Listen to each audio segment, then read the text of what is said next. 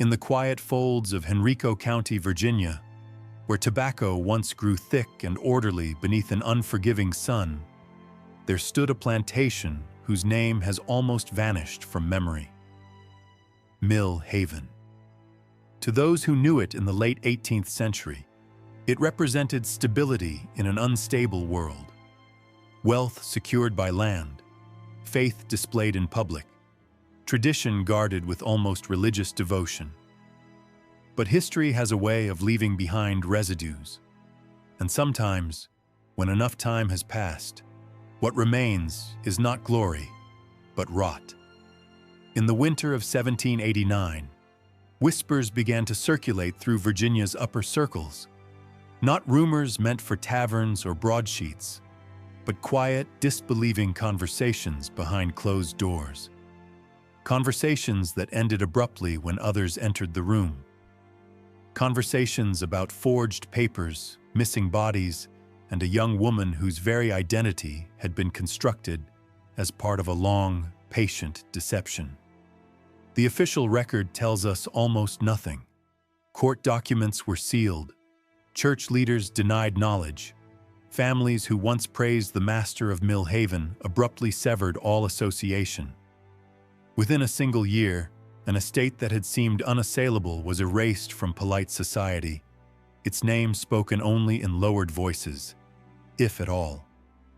For more than 2 centuries, the full story remained buried beneath legal archives and deliberate silence. When fragments finally resurfaced, they revealed something far more unsettling than scandal. They revealed a crime not of impulse, but of design. A crime carried out slowly, methodically, under the protection of law, wealth, and reputation. This is not a story about madness in the shadows. It is a story about what happens when power is patient. It is the story of Elizabeth Hartwell, of how a child disappeared on a rain-soaked road, how a respected patriarch became her savior, and how salvation itself can be the most dangerous disguise of all. And it is a reminder that the darkest chapters of history are often not written in blood alone, but in ink, signatures, and the quiet certainty that no one will ever dare to question the truth. The surviving documents remained locked beneath the Richmond courthouse until 1892, when a clerk cataloging obsolete files uncovered them by chance. His report to the Virginia Historical Society described their contents as unfit for public exposure. The files were sealed again, this time for 50 years, and it is there, in those quiet pages, that the story truly begins. In the autumn of 1776, Virginia was still reeling from revolution, its loyalties fractured, its future uncertain. Mill Haven Estate sprawled across nearly 3,000 acres of prime tobacco land, held by the Caldwell family for 3 generations. The original grant, signed by Governor Alexander Spotswood in 1722, had elevated the Caldwells into colonial elite, a status they preserved through strategic marriages, ruthless financial discipline, and an unwavering belief in bloodline. The patriarch, Jonathan Caldwell, was a man accustomed to command. Formerly a member of the House of Burgesses, he was a tobacco merchant whose influence extended from Richmond counting houses to London docks. Recently widowed, his wife Catherine, née Harrison, of one of Virginia's oldest families, had died in childbirth mere months before independence was declared. Her death left Jonathan at 42, tall, imposing, dark-haired with steel-colored eyes and the unmistakable bearing of authority. Catherine had brought with her not only a substantial dowry, but unassailable social legitimacy. Their marriage had united 2 great fortunes. Her absence left a void that was as practical as it was personal. The war had disrupted old trade routes and collapsed traditional power structures. Where many planters clung to the crown out of habit, Jonathan embraced the revolution with calculated foresight. Independence meant new laws, new courts, and new opportunities for men bold enough to exploit uncertainty. While others lost fortunes to inflation and debt, Jonathan demanded payment in gold or land. He forged French connections through Philadelphia. He bought failing estates at ruinous discounts. Mill Haven expanded while neighboring plantations decayed. Yet prosperity carried a shadow. Jonathan had no male heir. Without one, Mill Haven would fracture upon his death, divided among distant relatives. His grandfather had warned of this fate in letters kept in the family strongbox. "A fortune divided is a fortune destroyed," the old man had written. "See that the Caldwell name and the Caldwell lands remain forever united, whatever the cost." Jonathan considered remarriage. Several prominent families discreetly offered daughters, but he recoiled from the idea of sharing authority with a woman who possessed her own loyalties, her own ambitions. A wife would dilute control. Worse, she would bring competing bloodlines into the inheritance. What Jonathan required was not a partner, but something far more absolute. Someone bound to him by dependence, devotion, and gratitude beyond question. It was against this backdrop that Elizabeth Hartwell entered his life. On a storm-ridden November night, rain lashed Mill Haven's windows as Jonathan worked alone in his walnut-paneled study. Plantation ledgers lay open beneath the glow of silver candelabra, French pieces that had once belonged to Catherine. The numbers told a story of triumph, yet Jonathan felt no satisfaction. All this wealth would be meaningless if it could not be preserved. Near midnight, Samuel Brigham, his overseer of 20 years, appeared at the doorway. A man of lean frame and proven discretion, Brigham spoke with unusual gravity. "There's been an accident on the Richmond Road," he said. "A carriage overturned near Devil's Elbow. Quality folk. The driver's dead. The gentleman and lady didn't survive." Jonathan listened carefully. "There was a child," Brigham continued. "A girl, thrown clear. She keeps asking for her Uncle Thomas." Identification was found among the baggage. William Hartwell, his wife Margaret, a considerable sum of gold intended for land in Kentucky. Jonathan's thoughts moved swiftly. Orphaned children of means were rare opportunities, especially those with distant, unverifiable connections. "Bring her here," he said. "See that she's cared for." An hour later, Jonathan stood in the guest chamber. The girl sat on the edge of a four-poster bed, small hands folded neatly in her lap. There was refinement in her posture, in her speech, in the abandoned quality dress drying by the hearth. But it was her face that arrested him. The resemblance to Catherine, around the eyes, the jaw, was unmistakable. "What is your name?" he asked gently. "Elizabeth Hartwell," she replied. "My parents, are they truly gone?" Jonathan offered comfort with one hand, calculation with the other. He promised inquiries, promised family, promised safety. That night, in the wine cellar beneath Mill Haven, Jonathan and Brigham spoke privately. What passed between them set the course of 13 years. Jonathan's inquiry letters were never sent. Instead, they joined forged guardianship papers and fabricated correspondence locked away in his study. He learned that Elizabeth's relatives lived far west, beyond reliable communication. The Hartwells were newcomers to Virginia. Their disappearance would draw little scrutiny. Within weeks, Jonathan presented himself as Elizabeth's guardian.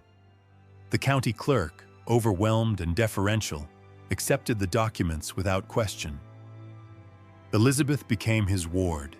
She was educated, clothed, sheltered. A tutor was hired. Her world narrowed to Mill Haven's boundaries. Gratitude turned to trust to dependence. In 1778, Jonathan traveled to Richmond and met with his lawyer, Cornelius Vance. There, he executed a plan of chilling precision. Elizabeth was legally adopted, his daughter, his heir. And quietly, without filing, a marriage contract was drawn. The bride unnamed, the terms deliberately vague, waiting. As Elizabeth grew, her education intensified. Languages, accounting, estate management, social etiquette, lessons designed not for freedom, but for preparation. By the time she reached adolescence, the foundation was set. She had been shaped carefully, patiently, toward a destiny Jonathan believed inevitable, and he was ready to reveal it. The spring of 1784 marked a subtle but irreversible shift within the walls of Mill Haven. Elizabeth Hartwell was 16 then, no longer a child, no longer shielded by the soft invisibility of youth. She had grown into a young woman of striking intelligence and composed beauty, admired quietly by neighbors who saw her only at a distance and assumed her future would follow the familiar path laid out for daughters of good breeding.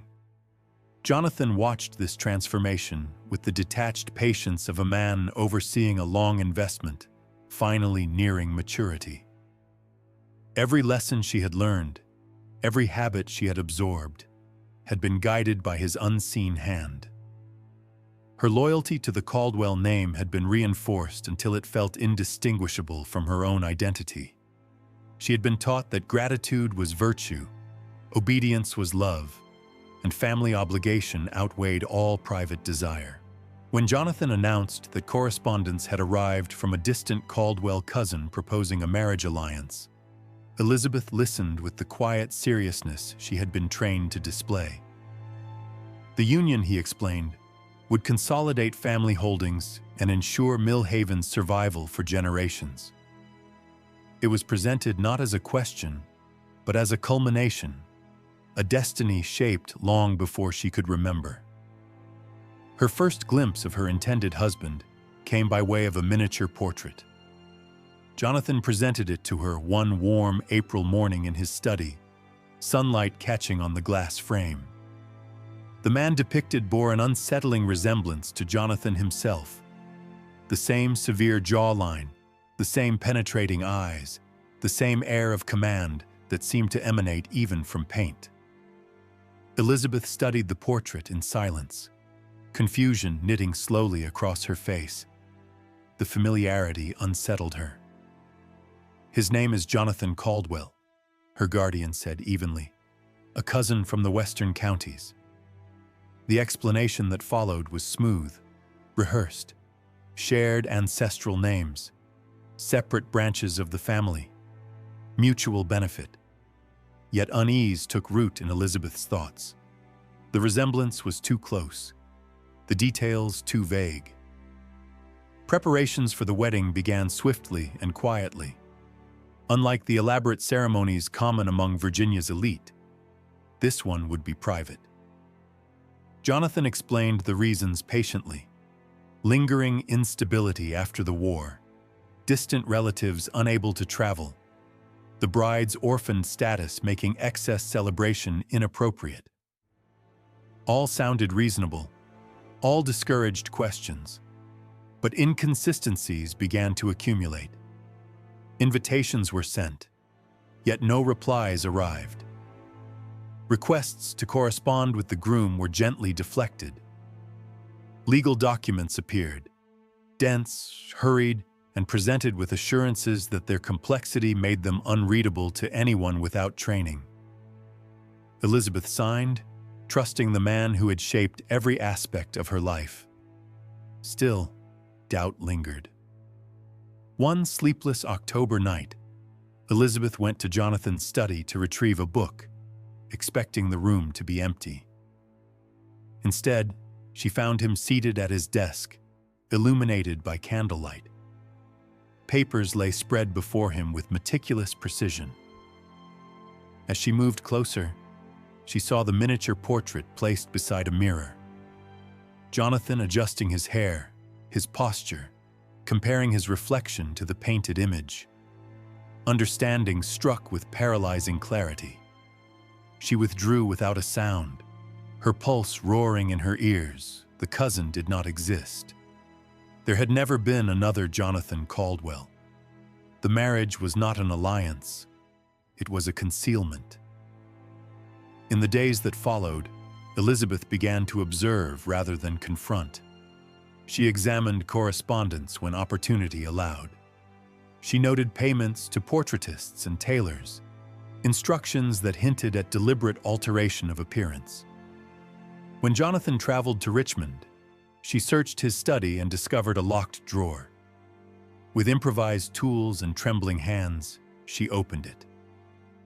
Inside lay the truth: forged guardianship papers, fabricated letters, detailed notes in Jonathan's own hand outlining years of preparation, and the marriage contract, explicit, unambiguous, binding Jonathan Caldwell to Elizabeth Hartwell, legally his adopted daughter. The world she had known collapsed inward. She understood then the depth of her captivity. Legally, socially, financially, every path of escape had been sealed long before she knew she was a prisoner. Even the law, designed to protect property and bloodlines, offered her no refuge. The wedding date was set for November 15th. 3 weeks remained. Her chance came unexpectedly, borne in on cold November rain. Reverend Thomas Hartley arrived at Mill Haven seeking shelter for the night. His surname alone sent a jolt of desperate hope through Elizabeth. During dinner, she listened as he spoke of his travels, of families scattered across the Commonwealth. When Jonathan stepped away, Elizabeth asked softly if he had known the Hartwells. The minister's response confirmed everything Jonathan had lied about. William and Margaret Hartwell, their daughter Elizabeth, a planned meeting with Margaret's brother, Thomas Whitfield, in Kentucky, a family still searching. Hope, sharp and dangerous, ignited within her. That night, Elizabeth resolved to act, not to beg, not to flee blindly, but to expose Jonathan in a way that could not be undone. She confronted him in his study, naming the truth he believed safely hidden. His response was chilling in its calm certainty. He confirmed her fears without hesitation. There was no cousin. There never had been. The arrangement, he explained, was perfect, legally sound, socially defensible, and utterly inescapable. When Elizabeth accused him of orchestrating her parents' deaths, he did not deny it. He spoke of it as one might discuss a necessary business decision. The carriage, the gold, the unexpected child who resembled his dead wife too closely to ignore. The revelation stripped away any remaining illusion. Her life had been built upon murder and manipulation. She had been chosen, shaped, and preserved for this moment. Yet Jonathan made one mistake. He underestimated the woman he had educated. Feigning surrender, Elizabeth drew him into explanation, allowing his pride to loosen his tongue. He detailed the planning, the payments, the men involved. She memorized every word. The wedding day arrived beneath a gray sky.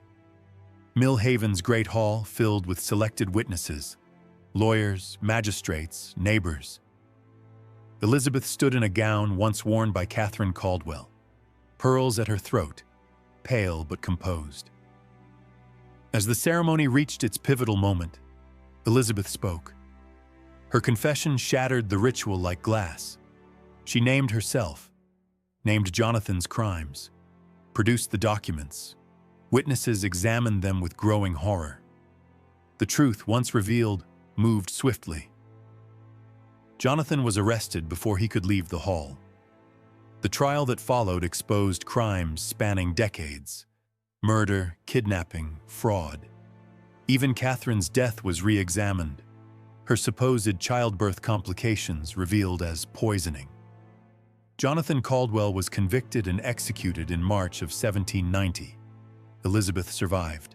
She claimed her inheritance, sought her uncle, and devoted her life to protecting children who, like her, had once trusted the wrong hands. Mill Haven fell into ruin. The Caldwell name vanished, and the story, long buried, remained as proof that even the most carefully constructed facades cannot withstand the weight of truth. Elizabeth Hartwell's survival did not mark an end so much as a beginning, one shaped not by triumph, but by aftermath. When Jonathan Caldwell was led away in chains from the great hall of Mill Haven, the assembled witnesses believed they had seen the conclusion of a singular horror. Few understood that what followed would echo outward, reshaping lives and laws far beyond that decaying estate. The weeks between Jonathan's arrest and his trial were consumed by chaos. Mill Haven was seized by authorities. Account books, letters, and ledgers were removed by court order. Servants were questioned, some jailed, others fleeing before warrants could be served. Samuel Brigham, long shielded by his master's influence, was taken into custody after financial records confirmed his role in the murders on the Richmond Road. Elizabeth was placed under protective supervision in Richmond, housed discreetly with a clerical family, while magistrates debated how to classify her status. Daughter, victim, heir, ward. The law struggled to contain a case so deeply entangled in its own contradictions. She was summoned repeatedly to testify, and each time she spoke with measured clarity, never embellishing, never wavering. Her composure unsettled the courtroom more than any display of grief might have. The trial of Jonathan Caldwell drew crowds unlike any Virginia had seen since the war. Newspapers from Philadelphia and Boston sent correspondence. The spectacle was not merely the crimes themselves, but the unmasking of a man who had embodied the Commonwealth's ideals of refinement and Christian order. Ministers who had once dined at his table now avoided mention of his name. Families quietly destroyed correspondence that might link them to him. Jonathan's defense collapsed quickly. Claims of forgery were undone by handwriting experts. Allegations of Elizabeth's instability dissolved under scrutiny of her education and demeanor. Witnesses, once reluctant, came forward as the shield of Caldwell authority disintegrated. The most devastating testimony came from medical correspondence confirming Catherine Caldwell's death by arsenic poisoning. Letters Jonathan had believed forgotten, buried beneath years of unquestioned respectability. When the verdict was read, the courtroom fell into a silence thick with finality. Guilty on all counts: murder, kidnapping, fraud. The sentence, death by hanging, was carried out on March 15, 1790. Jonathan Caldwell met his end without repentance, maintaining to the last that his actions had been justified by legacy and necessity. The crowd that watched included men who had once envied his power, now witnessing its absolute dissolution. Samuel Brigham followed him to the gallows 6 months later. Cornelius Vance, stripped of his position and reputation, fled Virginia before he could be formally charged. He was eventually found and imprisoned in another state, his career erased, his name reduced to a cautionary footnote. Elizabeth did not attend the execution. She was already preparing for a journey west, one Jonathan had tried to erase from possibility. With the assistance of federal marshals, she traveled through rough roads and uncertain settlements, carrying documents that proved her identity and her inheritance.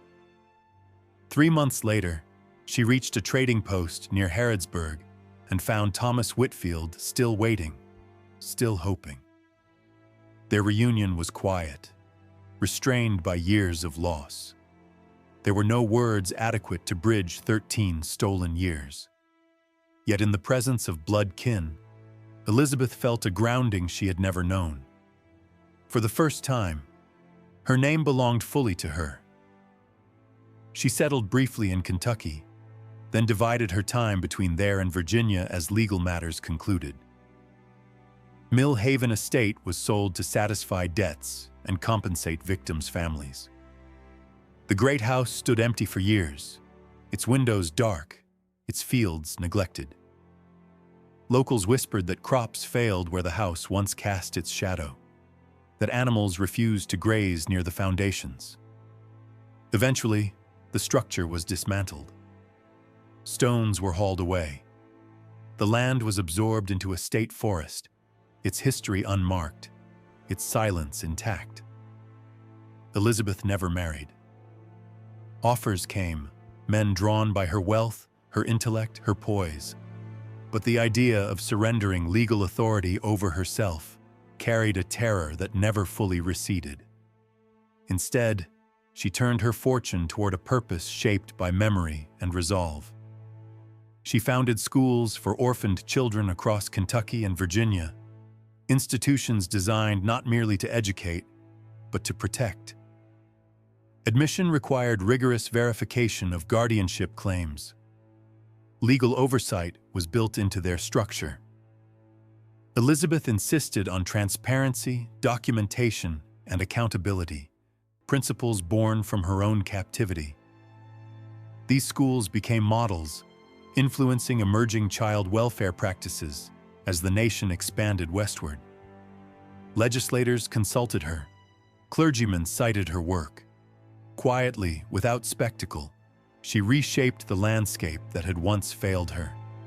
Elizabeth Hartwell died in 1847 at the age of 81.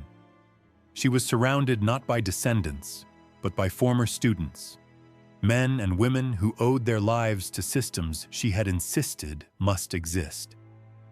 Her funeral drew governors, senators, and educators from across the country. Few spoke publicly of the horrors that had shaped her youth. Fewer still knew the full story. The Caldwell name vanished from Virginia society. Relatives changed surnames or moved away, the stain too deep to cleanse.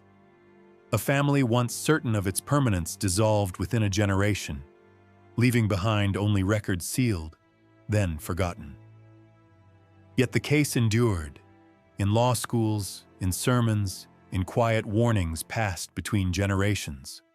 A reminder that evil often hides behind the language of duty and legacy, that power, when unchecked, corrodes absolutely, and that silence is its greatest accomplice. Elizabeth Hartwell's life stands as evidence of something rarer, that even when the law fails, when society looks away, when every structure is built to imprison rather than protect, truth can still surface. And when it does, it carries a cost, but also the possibility of transformation. Mill Haven is gone now, its stones scattered, its fields reclaimed by forest. But beneath the leaves and roots, the ground remembers. And so should we.